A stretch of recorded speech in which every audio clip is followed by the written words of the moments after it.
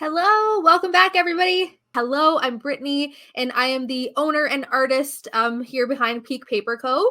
And I am so excited to further your calligraphy journey today with part 3 of our Intro to Modern Calligraphy series. So all you need today to join is a writing instrument, your favorite writing instrument. I'm going to show you this sort of final composition, which is included in your workbook download.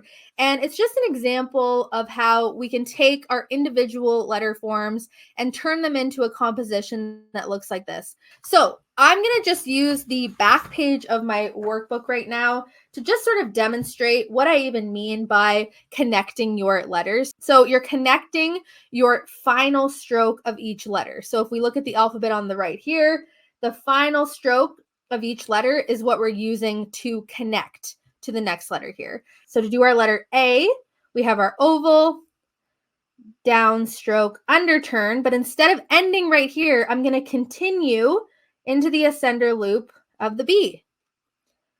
And then I'm going oval shape, extending the length of that final stroke. So instead of ending it right there, I extended the length of that final stroke to make room for the C. And I'm extending the length of the C to connect with my oval, ascender loop, downstroke, underturn. The spacing of your exit strokes, so the length of those exit strokes, the space between each letter, needs to be consistent. Writing the word inspire here, and I'll write it kind of on my own, and then you can trace my example afterwards. But I'm going to start to highlight the types of connections that we're going to talk about in a moment here. So to do our letter I, we have a downstroke, underturn, aiming for that center point of the N, downstroke, overturn, underturn, continuous connector. So that final stroke of the N became the first stroke of the S, connecting horizontally, which refers to the direction that it's connecting to the P, downstroke, flourish, connecting horizontally again, downstroke, underturn, which becomes a continuous connection for the R. And it would be so tempting to just continue on writing that E. And I get a lot of questions like, well, can't I just do that? And the problem is when you're using a flexible nib, it becomes very difficult to transition your pressure. And it's a lot easier to definitely just follow these basic best practices, even if you are just using a pencil or a roller ball, because when you start using a flexible nib or a brush pen or even a paintbrush to do the modern calligraphy script, you definitely are going to need to break them down as a series of individual strokes. So what you want to work on is that the length of your exit strokes, the length of your connection between each letter is consistent. You don't want one this big and one this big. You want to work on that consistency, and that's going to come with time. But essentially, when you're writing, you always have to think about the letter that's coming next. So if you're writing the word love, this word, and the reason that I include it in this workbook is because it used to be the bane of my existence. That's why I included here, is that I want to show you kind of what I've learned not to do on the left-hand side, and then how I found a way to sort of make it look more aligned with my vision and what I would hope the outcome would be.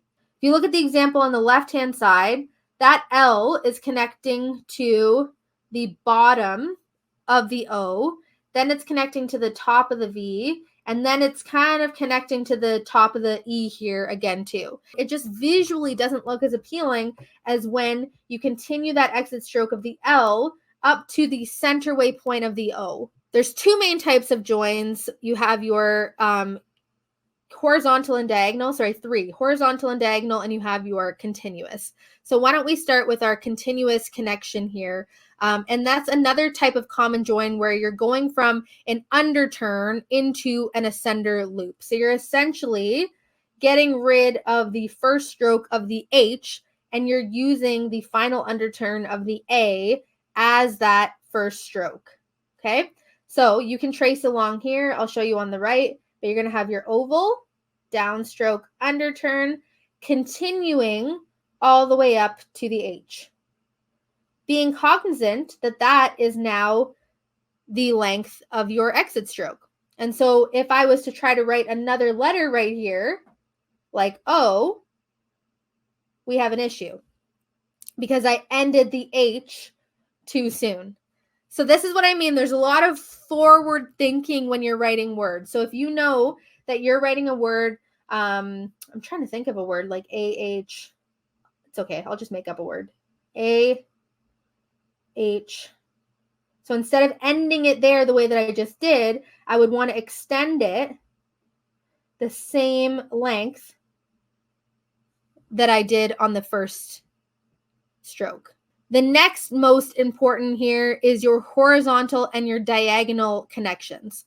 So wait and watch me for a minute and then trace along here. But essentially what we're doing is we're working on sort of, these are more simple connections, and it's the direction that you're connecting to the next letter. So horizontal, obviously referring to the horizontal direction, diagonal referring to the diagonal direction, okay? So if we're connecting an A to a W, we would do our oval, downstroke, underturn, aiming for that center point, and then we would go underturn, underturn. Another simple one would be a T, so underturn, aiming for the midway point of the A, oval, downstroke, underturn. And then we have horizontal. So with our P here, we could connect horizontally to the N. And I'm going to show you an example of some flourished connections.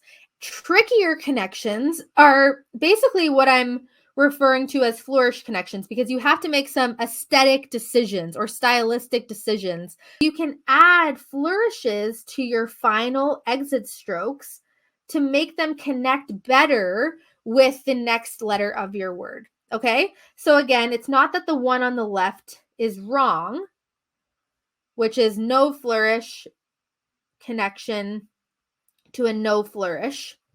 That's not wrong, but we could try that again and add a little flourish on the top here, and then add a flourish on the O, and all of a sudden you have a very different looking start of a word. So next, I want to give some real examples of what the length of your exit strokes can do to the style of your words, okay? So the longer your exit strokes, again, keeping in mind that they need to be consistent, but let's say you decided I want to have longer exit strokes. That would give you a much more romantic style than shorter exit strokes. So I'll do the shorter exit strokes on the left here. Ascender, upstroke, oval, connecting. So those are shorter exit strokes. And now I'm just going to do a really exaggerated, super romantic example on the right. So instead of ending the exit stroke here, I'm going to go all the way over here, and then all the way, and all the way again. So here again, we experiment with the lengths and angles that best reflect you. So I'm kind of right, I would say more vertically. So the slant of my letters is a little bit more vertical across the board. But if you write a little bit more on a slant, and maybe you condense the width of your letters, that looks very different than this. If we're writing, thank you on a bit more of a slant, you get almost like a completely different visual of the exact same word.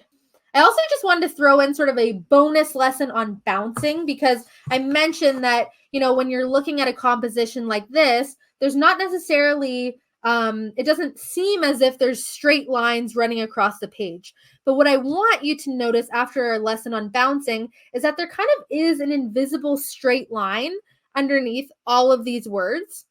And I'm simply bouncing or taking my descender loops and my exit strokes either below that straight line or a little bit above that straight line. And so you have to kind of visualize an invisible line going across the bottom of all of these letters.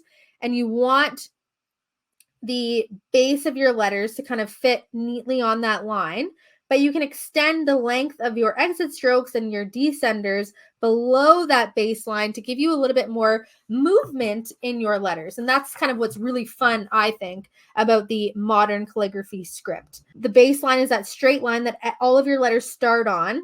You're essentially extending the basic strokes of some of the letters either below the baseline. So you can see this letter here goes below that baseline, or it's going to come above the waistline. And the waistline is that dashed line.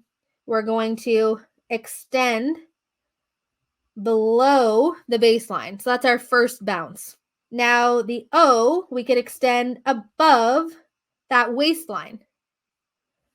The U, I'll extend the final stroke below the baseline, the N a little bit above the waistline, and below. I tend to want to have at least one of my strokes right hitting that baseline and then bounce below for the next one, okay? So with the O, that's why I'm not going to bounce that letter, because I wouldn't be able to have at least one stroke on the baseline. Whereas the U, you can have the underturn on the baseline and then bounce below for the final stroke. This, I could have the first stroke on the baseline, overturn, and bounce the final stroke. The C, I wouldn't be able to have it on the baseline because there's only one stroke. And so I'm going to keep that where it needs to be. And same thing with the E, although I always feel like you have a little bit more, you just don't want your letters to end up look like they're trailing downwards by any means. So for the last minute or so, I just wanted to experiment a little bit in the chat and ask you to just sort of shout out in the chat which words that start with, let's do the letter A and maybe the letter E, you would like to see me write, and I'll write some of those for you. Start with my own. I'll write the word amazing, underturn, and I'm not bouncing with this one, but I am trying to work on consistent spacing. Ooh, I love the word elegant. I'm seeing your suggestions come in. So that E, to connect it with the L, that would be that continuous connector. So we would go up, down, and I made the flourish on that L quite thin, which means I'm going to try to mimic that thinness on the rest of my letters. So I'm kind of modifying my style a little bit because I made the spacing in that flourish on the L quite thin.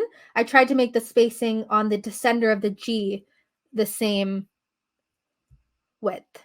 Illustration, that's a good one because we have two continuous ascenders. Thank you for that.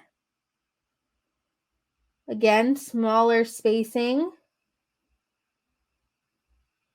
And you can always go back and rewatch these replays as well.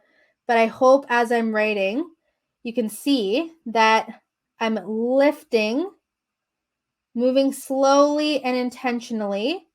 And I'm also in the death grip, which I tell you all the time not to do. But I always say, do as I say, not as I do. Awesome. And I see a request to write the lowercase letter R. So I'll write the word or. So O, continuous connector to R. So I wanted to leave you with some homework as a final goodbye. So thanks everybody for sticking around, and we'll see you soon. Thank you.